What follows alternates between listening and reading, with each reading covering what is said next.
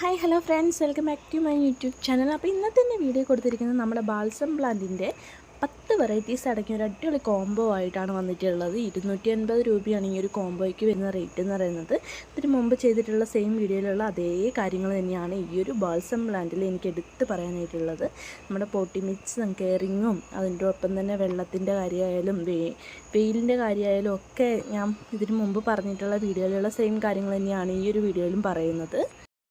അപ്പോൾ നമ്മുടെ ഈ ഒരു ജിഫി ബാഗിൽ വരുന്ന ഈ ഒരു പ്ലാന്റിൻ്റെ പോട്ടി മിക്സ് എങ്ങനെയാണെന്ന് വെച്ചിട്ടുണ്ടെങ്കിൽ മണ്ണ്, ചകിരിച്ചോറ്, ചാണകപ്പൊടി, എല്ലുപൊടി എന്നിവയാണ് നമ്മുടെ ഈ ഒരു ബാൽസം പ്ലാന്റിൻ്റെ പോട്ടി മിക്സ് എന്ന് പറയുന്നത്. ഇനി നമുക്കൊരു സൈസ് എടുത്ത് കാണിച്ചു തരുന്നതാണ്. അത്യാവശ്യം വേരൊക്കെ പിടിച്ചിട്ടുള്ള പ്ലാന്റ്സ് ആണെന്നുള്ളത് കാണിച്ചു തരുന്നതാണ്.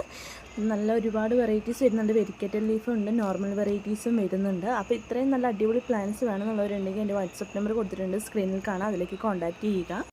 അപ്പം നമ്മുടെ പ്ലാന്റിൽ ഏറ്റവും കൂടുതൽ കണ്ടുവരുന്ന ഒരു രോഗം എന്താണെന്ന് വെച്ചിട്ടുണ്ടെങ്കിൽ, നമ്മൾ രാവിലെ നല്ല ഉഷാറായിട്ടിരിക്കുന്ന പ്ലാന്റ് ഒരു ഉച്ചയോട് കൂടിയാകുമ്പോഴത്തേക്കും തളർന്ന് കുത്തിയതുപോലെ എല്ലാവർക്കും കാണാൻ കഴിയും. കാരണം എന്ന് വെച്ചിട്ടുണ്ടെങ്കിൽ ഒരുപാട് വെയിൽ ഈ ഒരു പ്ലാന്റിന് പറ്റില്ല.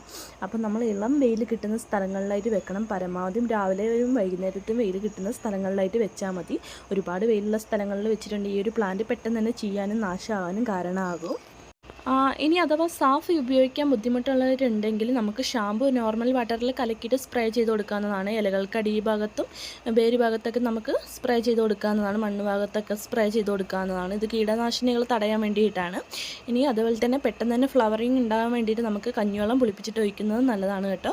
ഏറ്റവും നല്ല സാധനമാണ്, കീടനാശിനിയുമാണ്, അതോടൊപ്പം തന്നെ നല്ലൊരു വളവും കൂടിയാണ് ഈ ഒരു കഞ്ഞിവെള്ളം പുളിപ്പിച്ചൊഴിക്കുക എന്ന് പറയുന്നത്. തലേദിവസത്തെ കഞ്ഞിവെള്ളം പുളിപ്പിച്ചിട്ട് ഒഴിച്ചാൽ മതി.